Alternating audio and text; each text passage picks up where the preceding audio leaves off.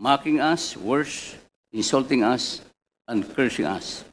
But majority of the Filipinos, Mr. Chair, especially those without access to right information, they are applauding us as well.